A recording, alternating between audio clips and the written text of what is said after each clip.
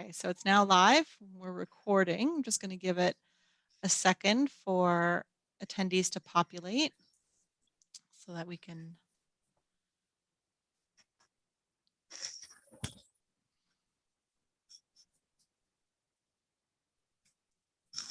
Just going to.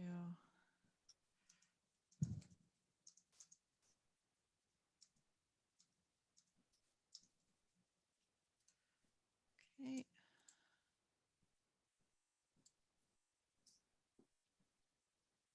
Hi, Jimmy. You should be able to talk there now. Sorry Yeah, I about think I'm the. good. Yeah. Okay. Good. I'm going to promote you to a panelist. Sorry about that. I'm not sure what happened there.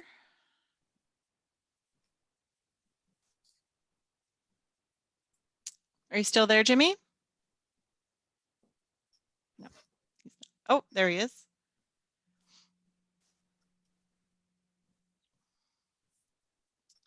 All right, so students attending, we're just going to give it a moment for everybody to populate in. Oh, there we go. Perfect. All right, so just to let you know that the session is recording. All right, so we're going to start off with the Georgian College Land Acknowledgement. So we start off with everything.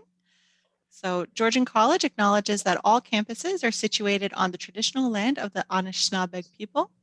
The Anishinaabe include the Odawa, Ojibwe, and Potawatomi nations, collectively known as the Three Fires Confederacy.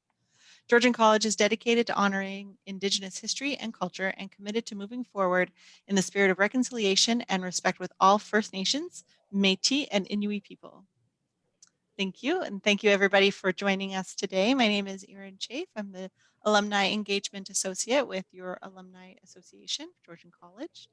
I just have a couple of things. Well, I'll get right into our panelists here. We're joined today by two of our aviation management alumni. We have Devan Blacklock, who's currently a regional airport manager for the government of the Northwest Territories. He oversees operations at 6 airports in Northern Canada and directly manages 6 people while directing the operations of 4 other airfield maintenance contracts. He graduated from Georgian College in 2013 with an advanced diploma in aviation management, and since then has gotten airport operations diploma from the Airports Council International in 2019. He's lived and worked in the North for most of his life, but he says he enjoys the challenge. Thank you for joining us, Devan. And we also have Jimmy Dulku. He's a 2012 aviation management graduate, currently working as a manager commercial OCC for Sunwing Airlines, where he oversees and manages the operations control center, including dispatch, operations, and crew scheduling. Thank you so much, everybody. I just have a couple of housekeeping tips for students. The session today will be recorded. You'll be able to access the recording by email. After the session is complete tomorrow, you'll receive an email with the YouTube link so that you can access that for your report. So during the session today, please take the time to ask any questions that you might have from our alumni panelists. Elena here will go through your learning objectives to make sure that all of the questions that we have are answered. But please feel free to follow up with any questions that you find interesting. Questions can be posted in the chat and I'll be monitoring questions. So now that we've got that out of the way, I'm going to hand it over to Elena to take it away. Thank you so much. Hello, everybody, and welcome. I do have several questions here, which would help our students to complete their project. And when I read a question, I would invite our panelists to answer. If you have something to say, that is great. So going to the first questions, what strategies do you implement or tools do you use to ensure you stay on track with documentation or other administrative tasks associated with the role in the field of aviation? Any volunteers who wants to start? Devan, Jimmy? I can Jimmy. start. Awesome. You guys can hear me okay? Yes, we can hear you. All right, perfect. Thank you guys for having me on this panel today. Yeah, so strategies that we implement and tools that we use here at Sunwing Airlines to, stay on track with documentation and other administrative tasks. Some of the big ones that stand out for me are in my role currently is we use AIMS, which is our airline operating system. It's basically a system that houses all of our aircraft movements, live time.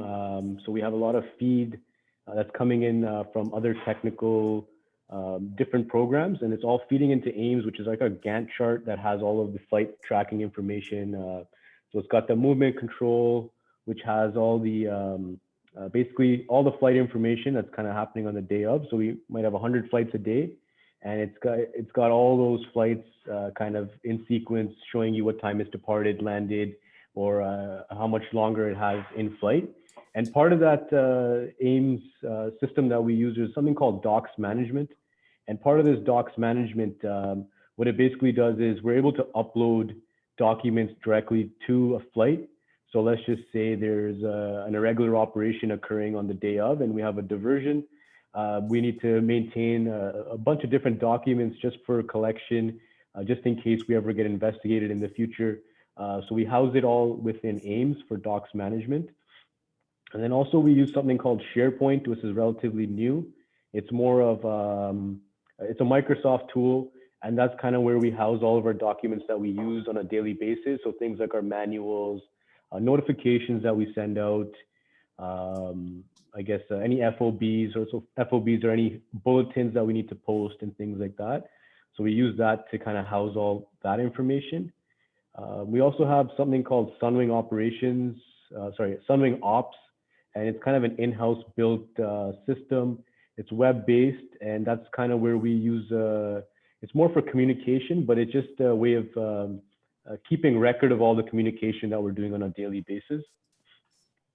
Yeah, I think, and other than that, there's a little bit, it's not really a tool, but we have to keep our flight information. So our flight folders need to be kept on file for 3 months. So we would store those at the airport as a physical copy at the stations. So that's another document that we would keep.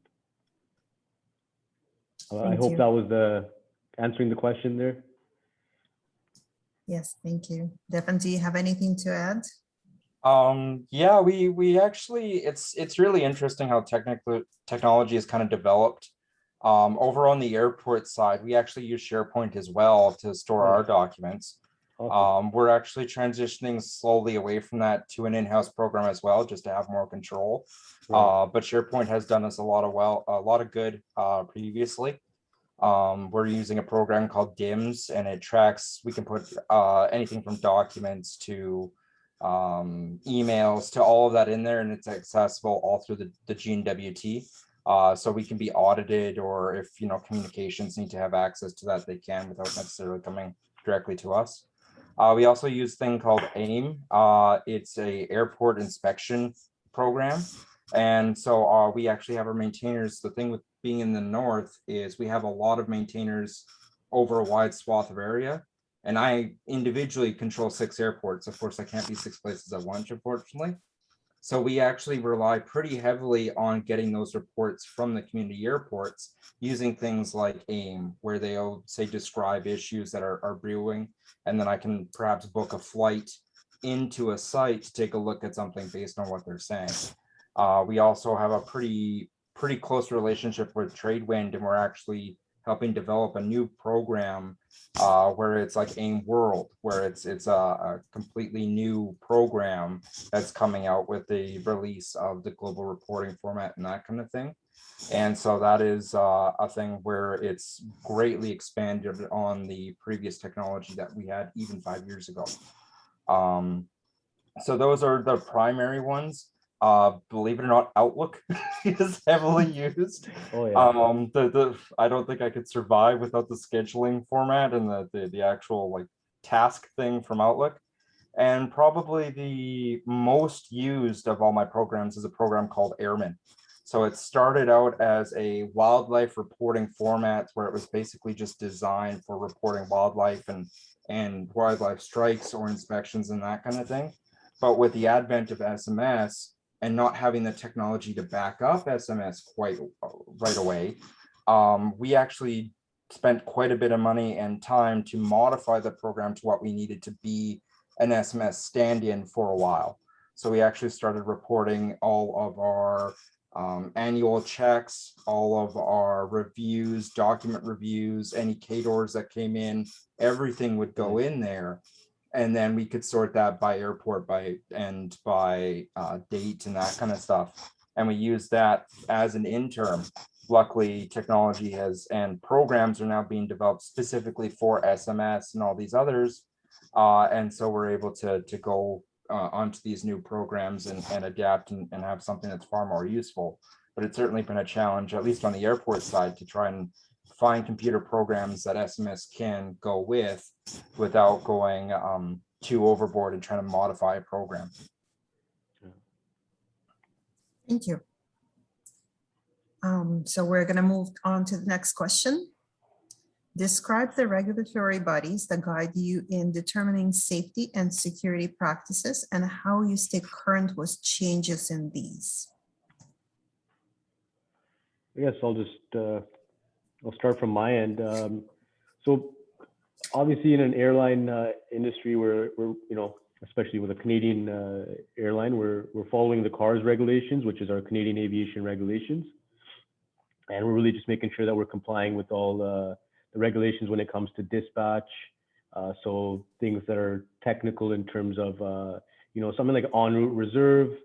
There's a policy for that, right? So if you're going to Mexico, somewhere in Mexico, you have to carry a certain amount of en route fuel, as opposed to if you're staying domestically within, not northern Canada, but on southern, or not southern Canada, but outside of northern Canada, you wouldn't need to carry en route reserve. So those are some of the, or one of the things that we would use the civil aviation regulations for. Also, something like duty days, that's heavily regulated by CARS as well. So, how long can pilots fly? How long can, flight attendants and all that in terms of duty days. That's how we would come up with those regulations. So we follow their regulations for that. And they're very strict on those regulations because that can be reported to Transport Canada and we can be fined.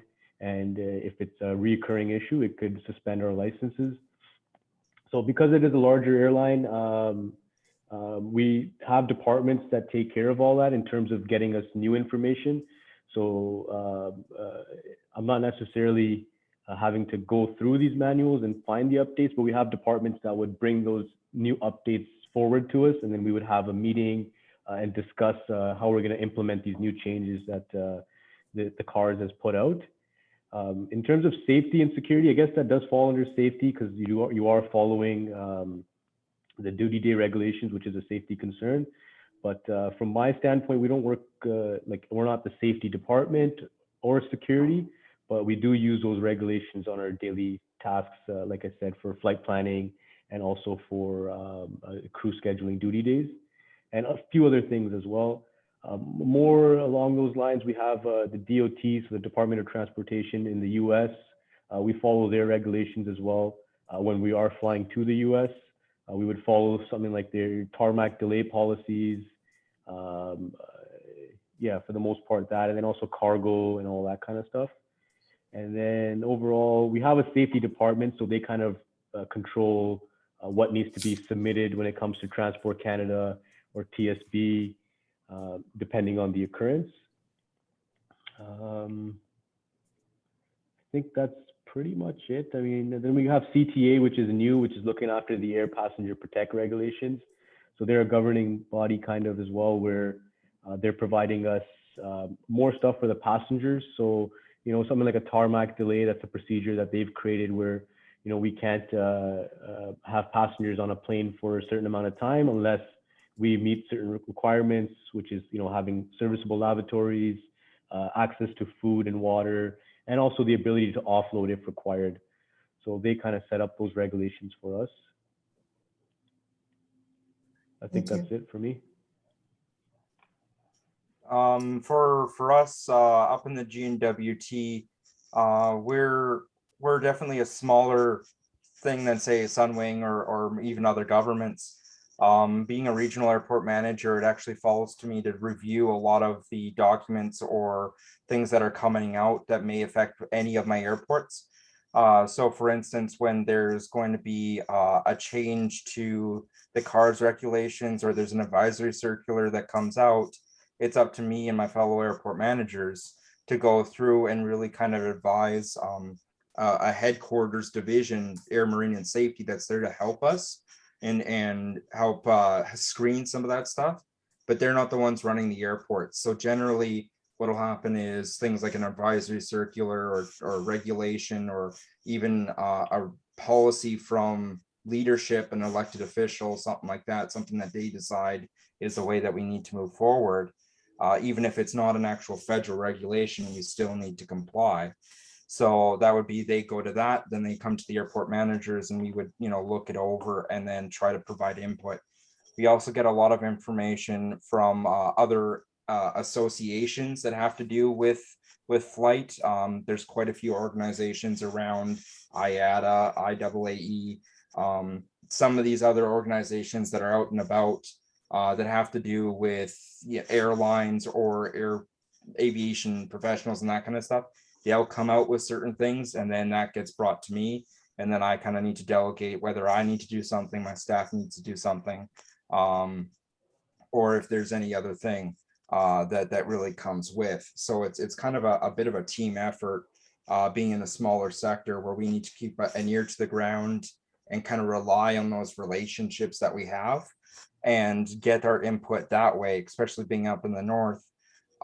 Small things can have pretty significant ramifications, but when you look at the scale, we're not nearly to the same scale as even, Toronto or Edmonton.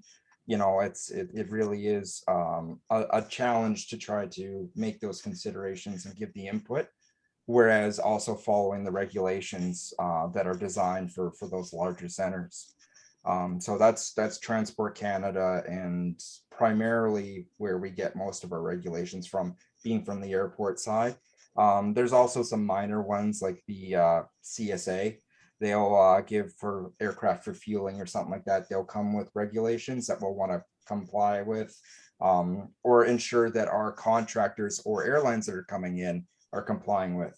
We're not the police. We don't endeavor to be police, especially as regional airport managers, but it is also our responsibility to make sure that they're following the regulations the best that we can and assist them in that measure.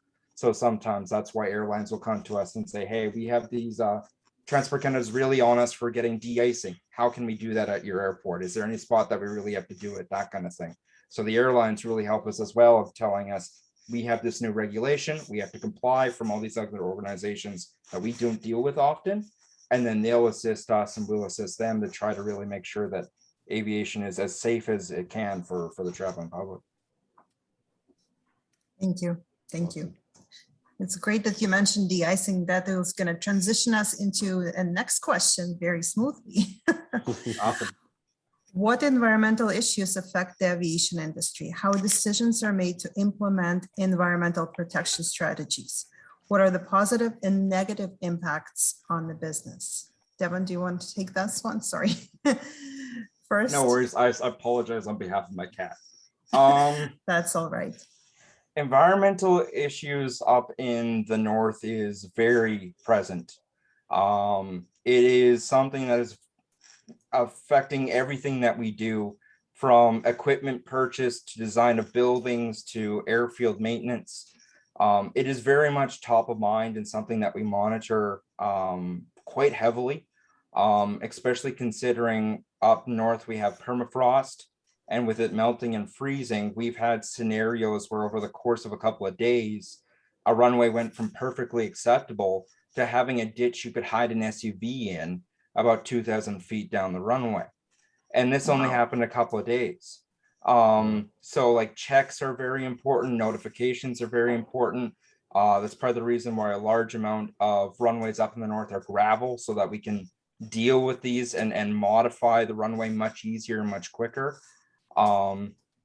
It's certainly something that's caused an issue for the aviation industry off the airport. For instance, we're having winter roads that are decreased. So if we need to get gravel supplies in, This is giving ramifications on when we can get it in. How strong is the runway? Getting staff, it's affecting our ability to get staff, because if they're busy taking other ramifications, that can affect the airport maintenance contracts. You're dealing in communities that may have anywhere from 250 to 300 people. If they're busy trying to take care of damage to a road that's occurred due to climate change or flooding or that kind of thing, that's assets you don't have for maintenance of a runway. So it's very, very important that we monitor climate change, and we have to buy equipment specializing and able to adapt to changes. But it's also something we have to pay a lot of consideration for when we're doing things, is how does it affect the runway? How does it affect the ground under the runway? And that kind of thing, to try to minimize our impact on the environment, not just because it's a good thing to do, but because economically it is one of those things that if you don't have those considerations long term, it can both become costly and dangerous if you don't have those considerations and give it the proper due, especially in the north. Thank you. Jimmy, do you have anything to add? Are we just talking about like environmental things that affect the environment, or how environmental situations affect operations by any chance, or is it just more so Yes. So how we impact environment? How environmental issues affect the industry. Okay. Yeah, so I guess as an airline, I'll just making some notes here while we're talking here, but I guess as an airline, in terms of de-icing, right, depending on how heavy the snow is, or it doesn't have to be snow necessarily, it could be different types of precipitation as well, depending on the time of the day, if it's nighttime, and even if it's light snow, just because the visibility is already lower, it could impact our holdover time. So typically how it works here is we have a system that tells us based on the rate of precipitation and the type of precipitation, how much holdover time we have in terms of after we de-ice, how much time we have before we get airborne. So let's just say the holdover time is 45 minutes and we've applied a type 4 de-ice fluid. If you apply the application of the de-icing fluid and 45 minutes elapses and you're still haven't gotten airborne because places like Toronto, Pearson, or Montreal, Pierre Trudeau Airport, you could have extensive lineups to take off, and if you don't get out within 45 minutes, you would have to return back and essentially get de-iced again, and hopefully the next time around you could make it. So that could be something that would hinder our operation. And also there's times where takeoff is prohibited because the rate of precipitation is so high, that even if you do get de-iced, it's not the application just won't stick. So that could be when the winds are really high, and that's another thing as well. So some places they can't even de-ice the aircraft if the wind components are higher than 40 knots, just because they won't be able to apply the application onto the aircraft.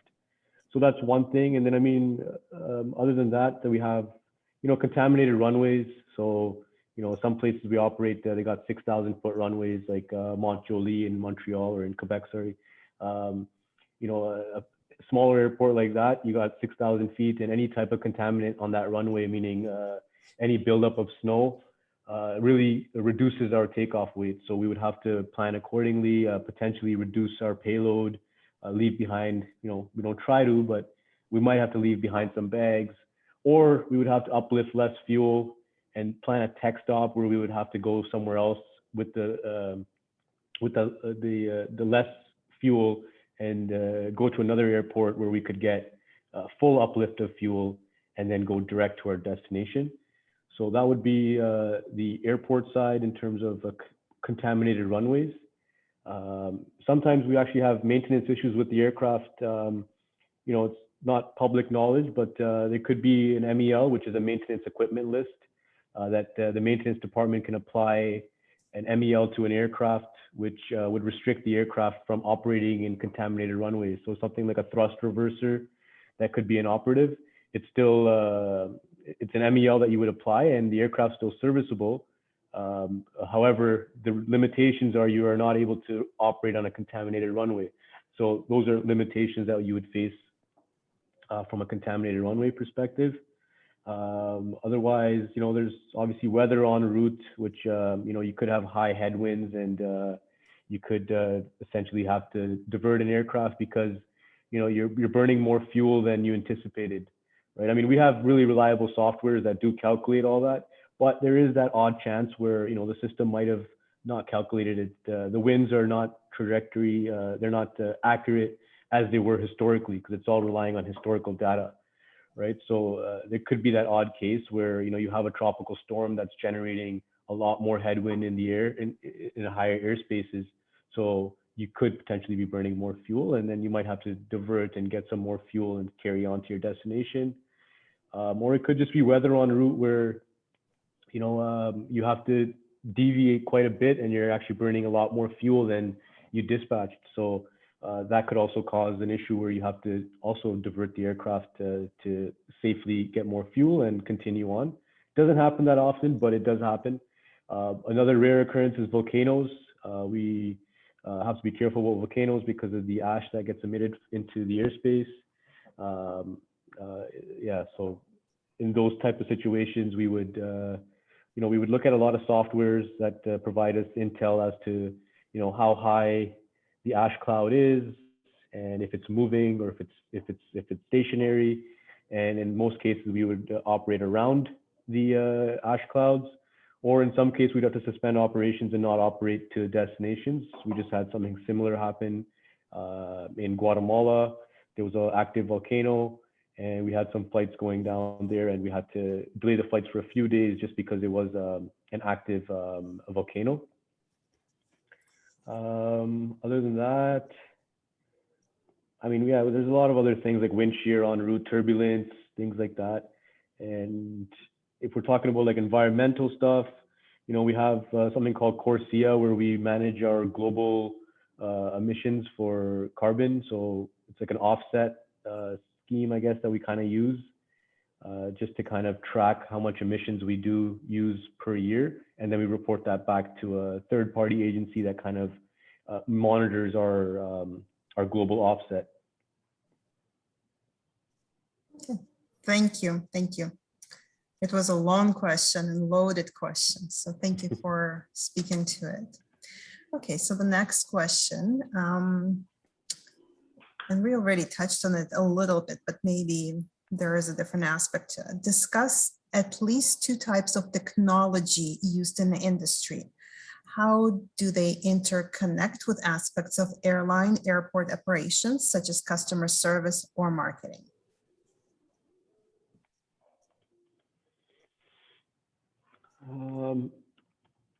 So we obviously have a lot of different technologies in this industry. In terms of marketing, what was it? Marketing and customer service? Customer service. It doesn't have to be customer service or marketing. It just as an example, how they interconnect. Yeah, so marketing, we don't really, in my scope, we don't really deal with the marketing too much, but customer service, we have like it's an in-house built system where, whenever a delay occurs, our team's responsible to get like a delay communication out. So it's basically providing the handlers the reason for the delay, and then that system is then also alerting the customers in terms of their new delayed times, the reason for the delay. So it's like an SMS system which would ping your cell phones or send an SMS and provide them the reason for the delay and also the duration of the delay. So it's kind of part of the customer service aspect, I guess. Mm-hmm. But outside of customer service, I mean, we have ACARS, which is our aircraft communications and reporting system. So we use that. It's like a digital data link system that we communicate with the crew members in flight and on the ground as well. It's basically a radio frequency kind of satellite that we use for communication. So it's a portal. We log in and we can basically talk to the crews in flight through pretty much through our computers, just through our keyboards, I guess. Yeah. So we're just kind of like keeping in touch with the crew and providing them any intel as to what's going on, or maybe something like, if there's weather on the route, so we would, provide them with a little bit of an update, say that we flight planned you a little bit easterly and we thought we would avoid the weather, but it looks like it's tracking a little faster. So it's, we're going to have to deviate, 20 nautical miles west instead to avoid that weather. And then they would use that to communicate with ATC and come up with the new routing.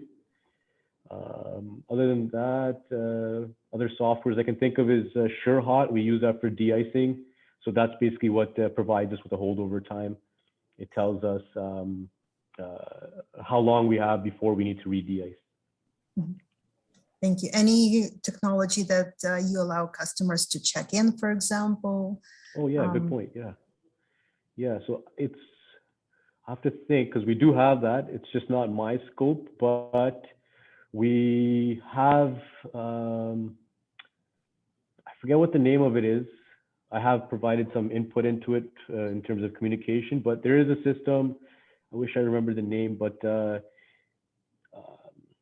it basically, it's a system that we create for passengers to kind of check into flights online. I think it's called Talon One or something. I'm not too familiar with the name, but yeah, it allows the passengers to check in online. We've actually made it now. I think about 48 hours before departure now. I think before that it was 24 hours, but now we've increased it to 48 hours, so you can check in 2 days prior. And that basically takes all the input that's required. So your boarding, your passport and all that information. So it kind of gives you a boarding card, and then you can pick your seats, allocation if you want pre-boarded, sorry, a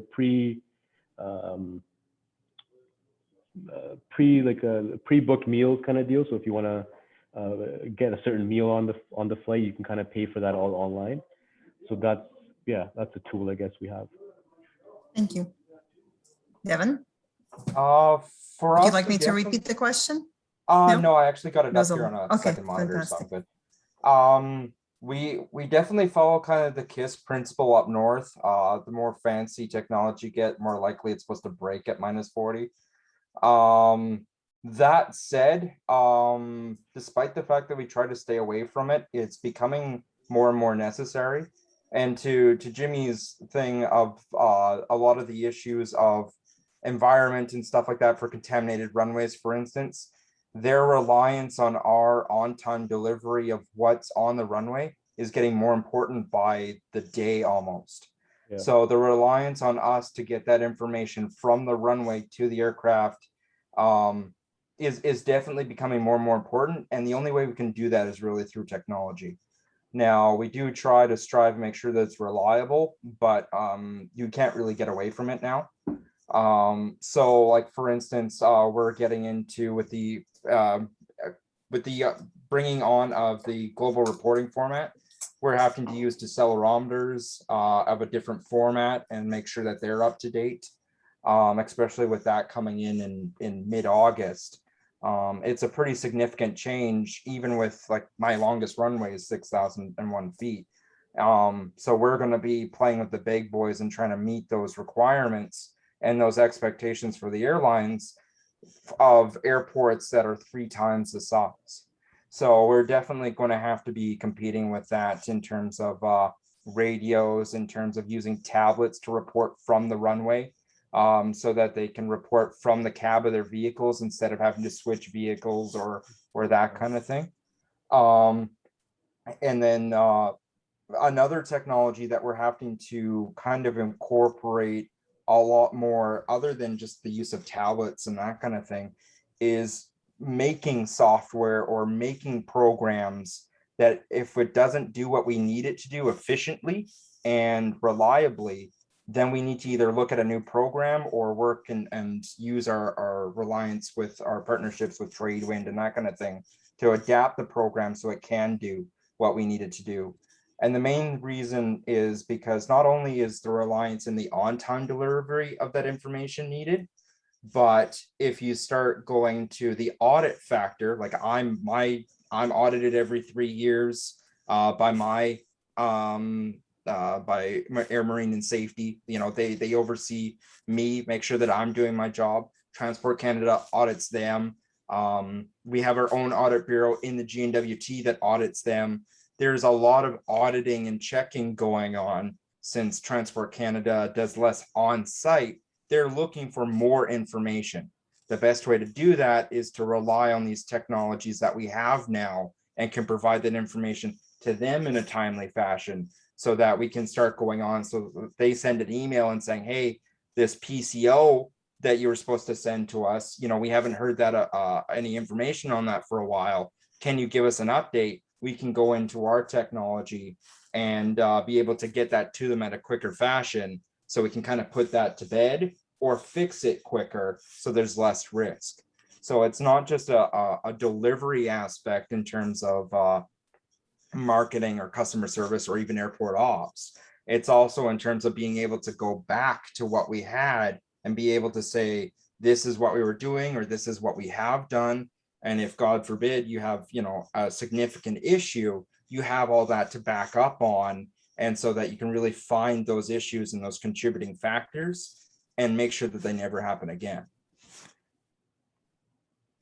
Thank you. Thank you. Before I ask the next question, I just want to put it out to students. Students, if you have any questions that you would like to be answered, could you please put them in a chat so we can address those? So the next question is, explain how airline, airport, and air traffic control operations work together to create and maintain airline scheduled operations. Who would like to start? I guess we'll pick up actually where that was a great point there, Devin. We rely on, you know, your resources there to provide us with the runway surface conditions, so we can you know, gauge how the runways are looking, right? So that's a good way that we call it, you know, collaboration. So we use collaborative decision making model where, you know, we're all working together essentially to, you know, make things happen. It's not just you know, it's not just an airline effort or an airport effort or air traffic control effort. It's a large effort, and it's very collaborative, right? We're all working together, and we're all feeding off of the same information, right? So I guess, you know, the airline's going to put out the schedule, and they're going to advise the airport to let them know that this is our schedule for the year, and we're going to look for slots, and they're going to provide us with the slots based on the time periods that we would like to fly, and we might not get them because they might be too busy at that time, so they might have to alter our slots a little bit in terms of departure and arrivals. And so that's how we would work with the airports. So airline provides a schedule, airport will set it up in terms of creating the movements to happen. And then, you know, at the airport, there's multiple different levels of departments. I guess you have the airport authorities, and then you got also the local, you know, you got the handlers, you have caterers, groomers, you know, a whole bunch, you know, you got security, customs, there's a whole bunch of stuff at the airport, right? And they're all working together to make sure and ensure that we're maintaining scheduled operations. From the airline side, the same thing, right? It's not just about the pilot getting in the plane and powering up and heading out, right? It's a larger effort on the ground. You know, there's a whole team of us in the Operation Control Center that are, you know, plugging away and making sure that passengers are leaving on time. And we're working with the airports. Air traffic control as well. For us, not so much in terms of from the ground. It's more so from the air. Once they're in the air, the crews are really communicating with air traffic controllers. From our standpoint, we're just submitting a flight plan, and we're providing an ATC strip, which basically allows the air traffic controllers to kind of be aware of what time we'll be entering their airspace and what routing we're flying. And so they know what to expect at any given time. So they know that we're going to be coming in at this time. If there's a delay, you know, we're coordinating with the airports, letting them know that we have a delay on our hands, and maybe we need to deplane passengers, or, you know, maybe the airport needs the gate that we're on, so we got to tow the aircraft off, right? But then we also got to send out a new ATC strip to allow air traffic controllers to know as well that we're experiencing a delay. So don't expect us in your airspace for another, half an hour or an hour. And I'm not too up to speed with air traffic control, but I'm sure it's not just somebody there like viewing this information. I'm sure they have a larger system that kind of just delays our flight and puts us in a different queue or something like that.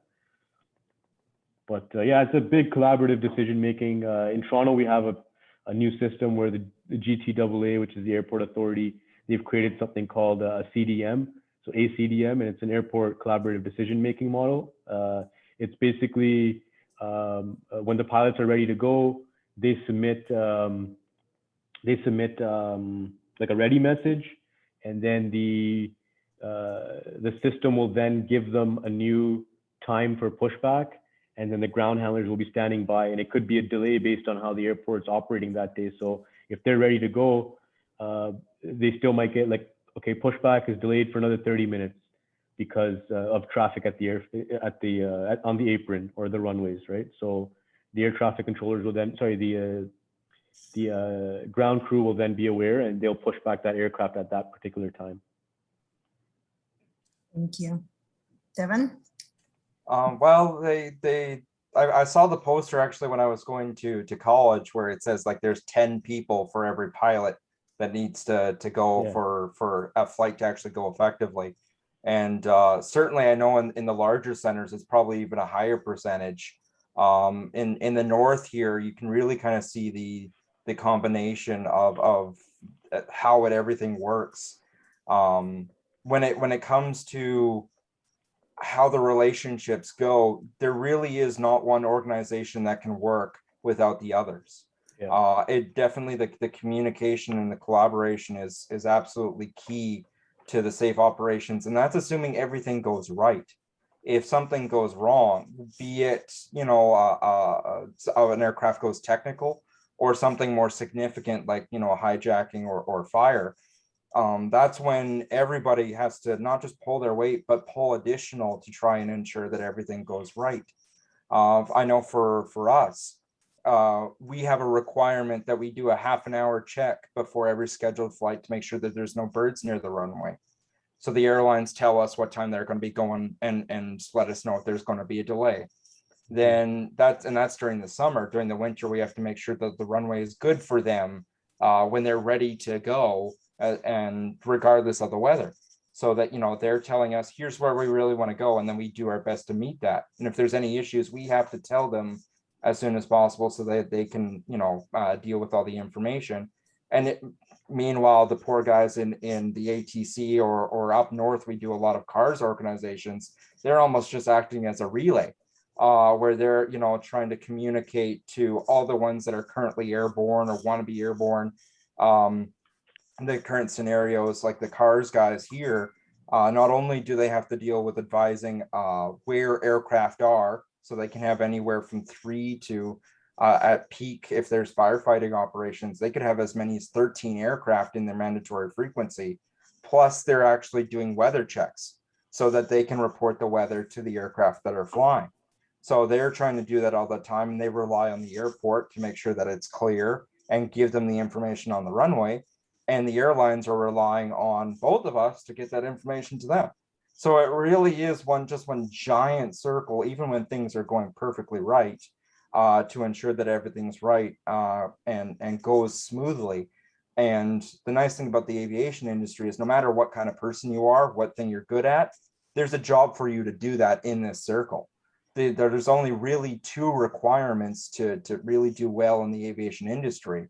And that's the ability to communicate and the ability to take constructive criticism. Because no matter what you're doing, you can do it better. And you need to be able to communicate with people, because there's no way that you're going to be able to just sit in a tractor all day and not talk to anyone for a while. Yeah. It doesn't work like that. Yeah. So, but with those 2 things, you can pretty much do almost whatever you want in the aviation industry. So it is a remarkable industry, and it's a very beautiful ballet that takes place even for the small flights. But it definitely is one of those things where everyone has to work together. And if you have any one of those that stops playing ball, you notice it very quickly. Thank you. Awesome. Thank you. So I'm going to put out the last call for questions. I guess you guys are so awesome. You're answering so many. So you're giving such complete information to our students that they are just not sure what to ask. So I'm going to put the last call for questions. And also I'm going to ask you the last question that I would have to apologize. It wasn't on the list that we have provided you ahead of time, but it's more of a common sense, and it's very relevant to what's happening now. What piece of advice would you offer students seeking jobs as aviation industry emerges from the global pandemic? Well, I'll just say that we prior to COVID, we operated 44 aircraft, and this winter we're going to have 38 aircraft. So we're not too far off, right? Everything is coming right along. The demand for flying is it's going to be there even more. You know, there's going to be a different sense of operations, I guess, in terms of, you know, the way we move around at the airports, the way we envision being on an aircraft. But in terms of growth, I think it's going to be the same. It's just a little hiccup in, I guess, in the current state that we're in now. But I think everything's kind of just turning around, and it's going to be back to normal, and if not, even better, right? So, you know, the demand is going to be there. It's going to be a little bit different. You might not see business travel as much, but in terms of our industry, we're in the leisure industry, and I'm pretty sure everybody's itching to go away down south for a 7-day vacation, right? So we're doing pretty good right now. We're planning to, you know, we're going to start flying at the end of this month after a pretty long, I guess, not a shutdown. We've been doing some flights, but not for the normal type of passengers. It was just more for temporary foreign workers. So we're excited to kind of start flying on a limited operation for now, because it is a summer season. So for our market, we typically have less flights anyways in the summer. And I'm just speaking from my perspective. So in the winter, it's going to ramp up. And like I said, from 44 to 38, that's not much of a difference. And by the time we know it, it'll be even above 44.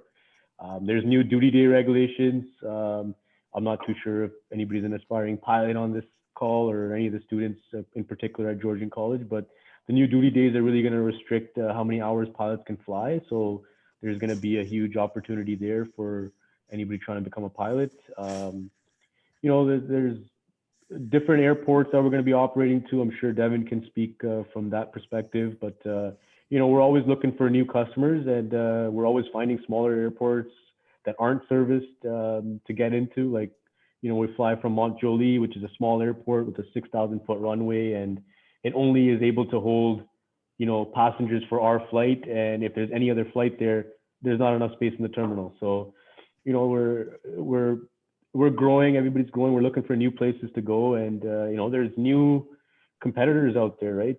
You got Flair, which is growing. They've just ordered a whole bunch of aircraft. You got Porter Airlines, which has put in an order for 80 aircraft, which is surprising, but hey, something's going on. So, you know, they're in the market for business travel, and they're getting 80 new aircraft. So it looks like they're gonna, you know, they got the idea that maybe their business travel isn't gonna be their main scope. Maybe they're gonna venture off and do other type of flying, right? So I think it's gonna rebound like real quick, and just hang in there. And you know, even when I graduated, I think there was a recession. I don't know, I forget what it was, but in 2009 or something like that. Not when I graduated, but while I was in school, there was a recession, and I couldn't get any co-ops. My first co-op was working as an airport customer assistance agent. So I was helping customers like that are elderly, disabled. You know, they could have been hearing impaired. So I was assisting them go through the airport. So really, whatever opportunity you get, you just kind of take it, and it's definitely going to be beneficial in your career at some point. So you shouldn't think of any job to be too small. It's you know, that was my first job, and to be honest, that was my favorite job, because I got to, you know, drive around with those little carts at the airport, and you know, on my off time you can go explore and go see different parts of the airport, right? And same thing when I was working on the ramp, it was very similar too. You know, you have downtime where you can go and explore and see how things are operating, and it's really how much interest you put into it, right? And eventually it's going to pay off, you know. And yeah, that's it for me. Thank you. Well, Devan? Jimmy kind of took my thunder, but no, definitely, definitely. Let's hear what you got, Devan. Oh, geez, no pressure. Well, definitely, if I can second something, no job is useless or too small. That no matter what you're doing, whether it's being a CATSA screening officer, if it's being on the ramp throwing bags, there's literally no job where you're not learning something about the aviation industry, especially in a co-op. Because just being at the airport, just being able to talk to people, sure, the job might seem kind of monotonous. Day, 3, day 4, day 5, you're like, oh geez, I just showed up and this, like I'm painting lines. That was, my first co-op was tarring a runway, 6,001 feet, destroyed a pair of sneakers. But one thing is you learn a lot about the runway. You learn like how the sun beats on it, its characteristics, and how much work, because when you're thinking about it, a lot of people, not necessarily everyone, but a lot of people are thinking management, or they want to get up, right? You never want to ask somebody to do something that you haven't even done before or don't know about. These co-ops are prime opportunities to do those things. And then that way, when you're asking somebody, or when I tell my guys, okay, I need you to tar the runway, I did it. I know how long it should take realistically. And I also know the criteria. So when I say, when it gets to plus 30 out there, I want you off because it's not safe. I know because I've been out on the runway when it was plus 30, and the heat could be 20 to 30 degrees more on that pavement, and you don't want to be walking around with a kettle full of tar and it's on fire. So it's one of those things where there's no job that is not worth doing, especially in your co-op. And there are pretty much every downturn there has been with the aviation industry, be it 9/11, be it recessions, be it whatever, the industry has come back stronger than ever. Even in the middle of COVID, they were making a go of it. Sure, people didn't want to fly, cargo was flying off. Amazon is basically buying the world, right? It's one of these things where there's always going to be opportunities. It may be different than what you think it will be, but that's fine. The aviation industry is a hard bug to shake. Once you get in it, you love it. You're not leaving. I'm sorry, it's a Hotel California bug. So it's one of those things where enjoy it, have fun, learn, and it can be a hell of an industry to be a part of. And if you treat it as such, if you respect the people that have been there for a while and can teach you, you can go far. And it's one of those things where when you're going in and when you're talking to people, if you have that kind of mindset, managers can tell. When you're going in, when you're doing that interview, regardless of what you're going for, if you go in there and you're like, well, you know what, I'm applying to be a ramp, a ramp monkey, for lack of a better term, and they feel that you're just going to get the job and you just want to do your co-op and leave and you're going to keep your head down, you may not get that position. But if you go in there and you go say, look, I'm here, I'm applying for this position, but tell me how do you do your job? How can I learn? How can I grow? Like I said, the two things you need in the aviation industry, the ability to communicate and the ability to take constructive criticism. And if you can do both of those things and you show a manager that, you can go quite far. And so that's just that. And that's the last thing where I'd have to say this is, if you make a mistake, admit it, because the aviation industry will find out, and the ramifications can be far and above what you ever think. One of my guys don't get a runway service condition report on time. I have an airline calling me asking, why didn't I get that runway service condition report? Right? And it could be as simple as the tablet's down, but I'm going to find out. So if you make a mistake, it's much better to deal with it initially, and then that's where people like Jimmy step in and run damage control, or whatever. But that's why we get paid the big bucks. So if you make a mistake, don't hide it. And if you go in there and with a bad attitude, it will make its way around. The aviation industry is remarkably small. you know, I know people that I was in a co-op with. They're now running the fire department over at a big airport. And I'm pretty sure if I picked up the phone and gave them a call, they'd probably remember me for better or for worse. And that goes for anyone. You can, it's a great industry to be a part of, because there's a lot of people that you'll get to know and have friendships forever, regardless of if they're in the United States, Canada, across the world. It doesn't matter. Aviation is one of those industries where it's a universal language of, yeah, we did this and it's fun.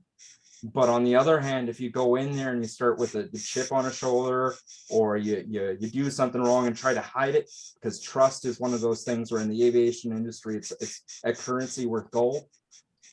If you do any of those things, even in a co-op, you might find that your career in the aviation industry is suddenly a whole lot less interesting than what you were hoping for. So just approach it with an open mind and learn.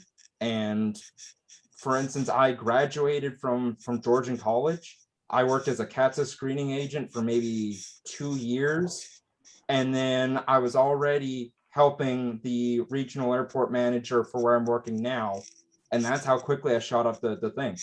There's not too many airport managers that have 3 years experience that are only 30.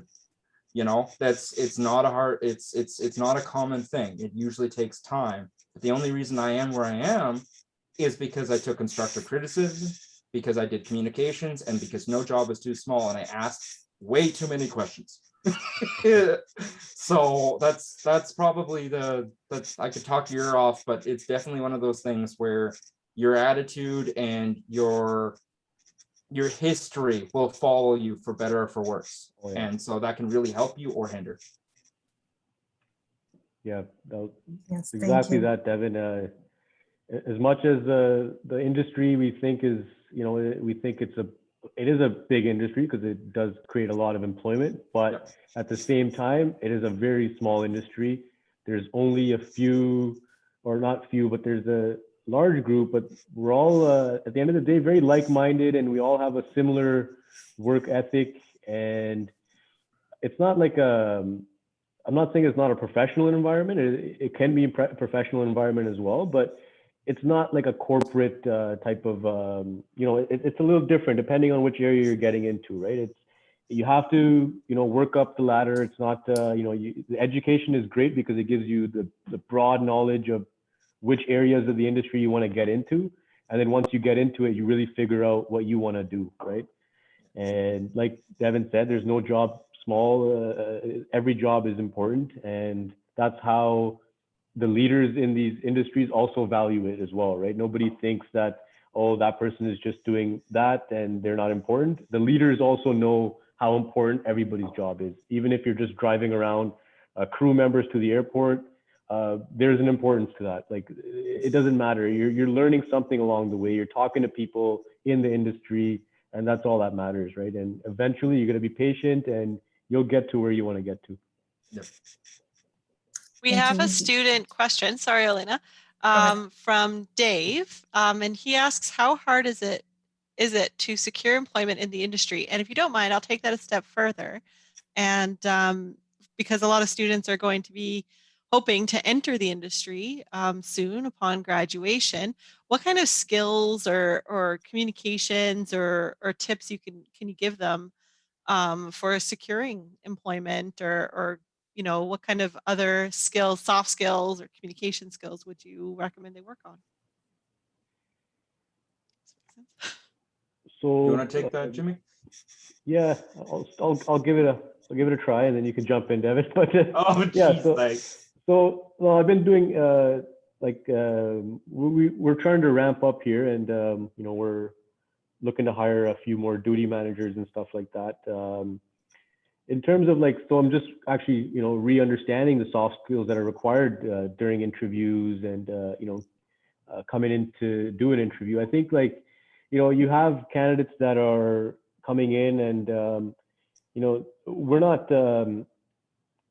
for lack of term, we're not stupid on this end. Like, we know what's real and what's fake. So you really gotta just be honest when you're doing your interview and be yourself, because that's really what's gonna define if you're a good fit for this role. And trust me, when you're sitting on this side, I've been on the other side as well because I've done multiple interviews and never got jobs, and it's very frustrating. But eventually, you'll find something and you'll move up and you'll figure things out. But now I'm learning also is that you have to just be honest in the interviews and be yourself. Like, don't try to be somebody you're not, because you might go to that job and you might not like it. And, if you're not going to be performing well because you're not showing who you actually are, it doesn't benefit you in any way, right? You're actually just setting yourself up for maybe, um,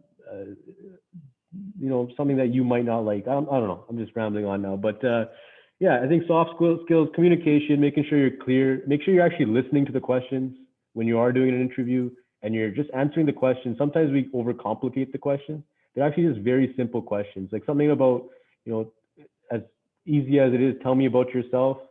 We're just trying to understand who you are as a person, right? It's not necessarily, we can see your resume. We know you went to Georgian College, and we know that, but like, what makes you ideal for this role, right? And what are your people skills or your soft skills that you bring to the table? That's kind of what we're trying to understand. And I think it's more, just be calm and collective during the interviews. And yeah, I think that's it. I know for me, whenever I'm hiring a position, once somebody meets the bare bones of the requirement, when you get to the interview, pretty much everyone that's going to be in their interview is either qualified or close to. You've already passed that step, right? Yeah. From then on, it's who is the best fit. Because I know for the government, and a lot of like larger centers like Sunwing and that kind of stuff, it is not an easy process to hire somebody. Even a summer student, you can look at a company spending anywhere from $80,000 to $120,000 worth of man hours and paper and everything to hire, and then do the paperwork, make sure it's all good, and make sure that they're on their way safe. These are not cheap hires. I would much rather have somebody that I know is going to show up every day, that it's not going to be an HR issue, that is somebody that I can teach them if they don't know necessarily the subject matter, if they're willing to learn. Yeah. If they're not willing to learn, I don't care if they have any qualification in the book, because the aviation industry changes. It changes rapidly. And if you're not willing to approach it with the mentality of I'm here to learn, and here's my qualifications and what I can do for you, but also I know that there's things that you will do for me and that I have to, to partake in, I will take that person every time, even if they're underqualified. I will take that person because I'm playing the long game. I'm hiring for, like, especially up in the north, I want to hire somebody for 5, 10, 15 years. I'd be happy if they retire here. I can train them. I have lots of time to train them. And there are going to be lots of times where I have to train them. So I will much prefer somebody that doesn't necessarily need to be my friend. That's not the thing. But are they part of the team? Are they part of the one that they will take their part, what they are assigned, regardless of what it is, and do what needs to be done? And then from that point on, it's basically take them in and train them and that kind of thing. So I know that's frustrating being on the other side, because it's really hard of like, there's no like, oh, get this certification and I'm in, right? You think you're done, you're 3 years, you put in all that really hard work. It's not easy. And then you get in and you're applying, and it's something as wishy-washy as do I fit, which I know isn't great being on the other end, but that just makes every hire that you get more important, because it means they think not just that I'm qualified, especially when you're dealing with all the other Georgian people, and other people that have, for a lack of a better term, lower qualifications. You're not applying for a management position or anything like that. You don't have like 10 years of experience in anything. So when you're approaching it from that and trying to compete, when you're hired, it's because you are a good fit based on what they saw in that interview, and they're willing to invest in you to do that. So they're willing to put that time and effort in. And like I said earlier, it really shows in an interview what kind of mentality you're approaching the job for. Because yeah, the aviation industry will grow, and it'll probably grow quite quickly. We're already getting to the point where our aircraft movements are pretty close to what they were. People are going to be traveling. yeah, business is going to be a lower amount of traveling just because technology is so advanced for business meetings and stuff like that, which will be an interesting challenge to see how airlines kind of deal with that, especially with their business models. But when it comes at the end of the day, the aviation industry will grow and is only set to increase into new areas. They're looking at air taxis now. They're looking at UAVs and all sorts of stuff. It's not just planes in the sky anymore. There's all sorts of elements, and you need to learn for those. So jobs will definitely be occurring and stuff like that. And funny enough, it's attitude. And I'd probably say, just to further on the question on what you can do, is never stop learning. So like, say for instance, you have a job where you're there and it thinks like you're not doing a whole lot and you got some spare time.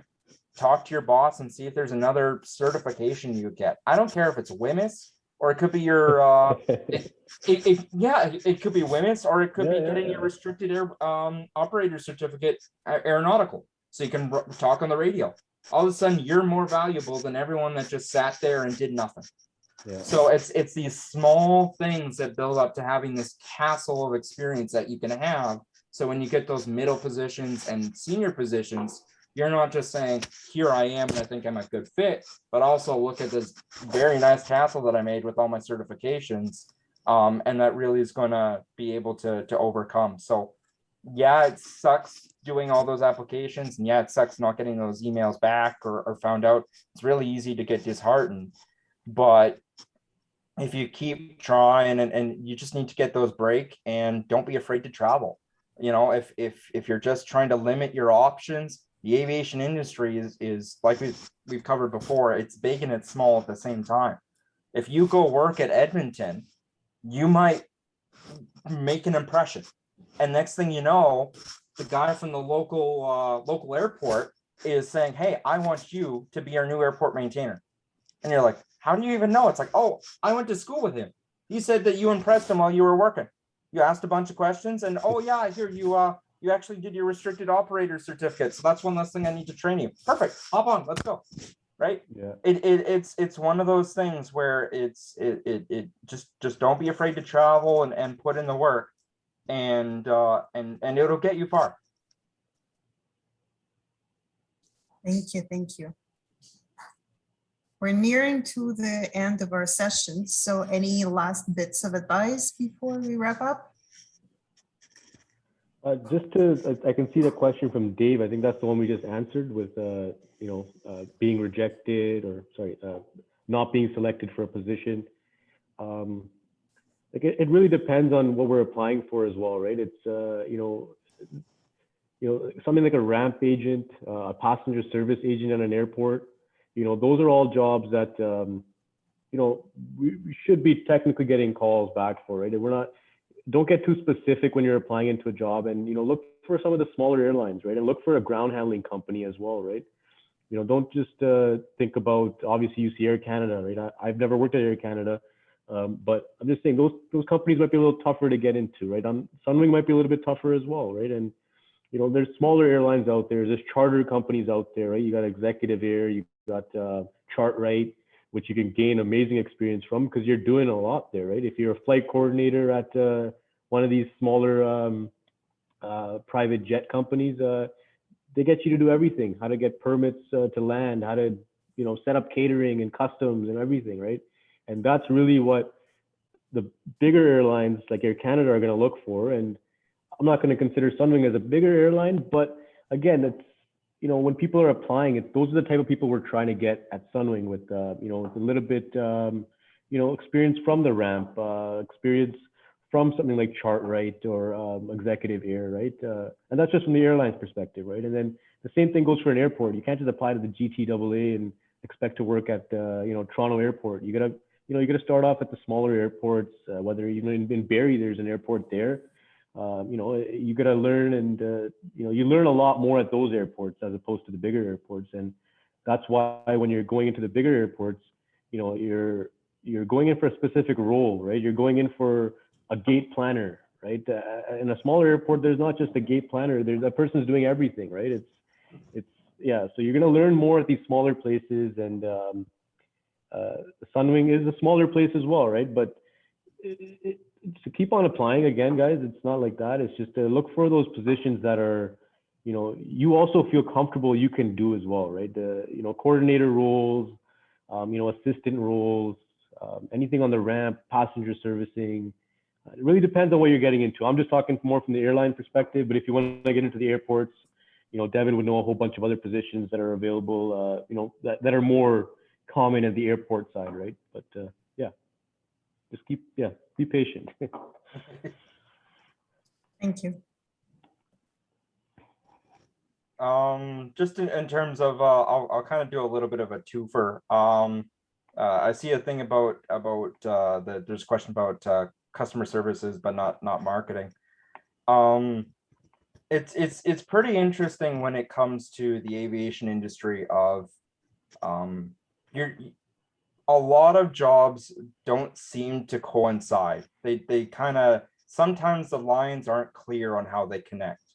A good example is my maintainers, right? They do their job, they go out, they clean the runway, and they do it very well. But you ask them about marketing and they wouldn't have the first clue of like, how did they contribute or whatever. They're like, I cleaned the runway. What are you asking me, man? But yet when airlines are coming to us, like for instance, Sunwing or any of the other ones, they look at how good is my airport for maintaining the runway. Can I maintain it to a certain standard that they're able to meet reliably? Am I able to accommodate their needs? And I rely on my guys to do that, but they have no clue that they're doing that. So sometimes the lines are not exactly straight. So definitely when it comes to when you're looking at things, you definitely have to look at the spider web of the ramifications of it. And that doesn't just go for marketing or doing tasks. It also goes in terms of any task that you're doing. Whether you're a part of a janitor, whether you're driving pilots to their aircraft, whether you're escorting construction crews, it's very easy to kind of get focused on I'm doing what I need to do and it's fun or it's not, whatever. But it's, this is what I'm doing. But all you really need to do is take a step back, as long as you're not on the runway and taking up valuable runway time, and take a step back and actually take a look at all the things that you are affecting by your act. And the spider web grows really quickly. You talk to the guys that are doing the runway, the runway cleaning. It's part of marketing. It's part of emergency response. It's part of taking care of the assets. These are not cheap assets. Like it's over $2.5 million to repave 6,001 feet of a runway. You're not going to be doing that very often at those kinds of amounts. So you need to preserve those assets as much as possible. And so definitely, like when you're going into a co-op, when you're going into a job, when you're trying to improve, don't just limit yourself to what you know, because if you know everything, then you're either overqualified for the position or you're wrong. So it's really one of those things where you have to step back and really look at, here are all the other things that I'm looking at, and this is why my job matters. And that really brings a lot of weight and a lot of responsibility to doing your job well. If my guys don't do that check, then Air Canada's calling. It's kind of intimidating when an entire airline is calling you and saying, where's my runway service condition report? Oh, yeah. Right? So, but the same thing is when they come onto my runway, and say, for instance, they have a blown tire or something like that, the engineer needs to get out there and I have to escort him to make sure that he does it safely. It's a small thing escorting an engineer, but it's a big thing if I have a medevac coming in and the person's life is reliant on that plane landing on time and be able to do what it needs to do. So the spider web spreads very, very quickly, and I can't stress it enough. No job is not important, because the spider web it just balloons in terms of responsibility that you have. And it is also a very cool idea to think that we are a part of an organization that works so incredibly well that people think it's easy when it's really not. Where we have radios going on nonstop that people will never hear, but it's things that like every task is done by the book, even if nobody hears it, to make sure that it's done properly.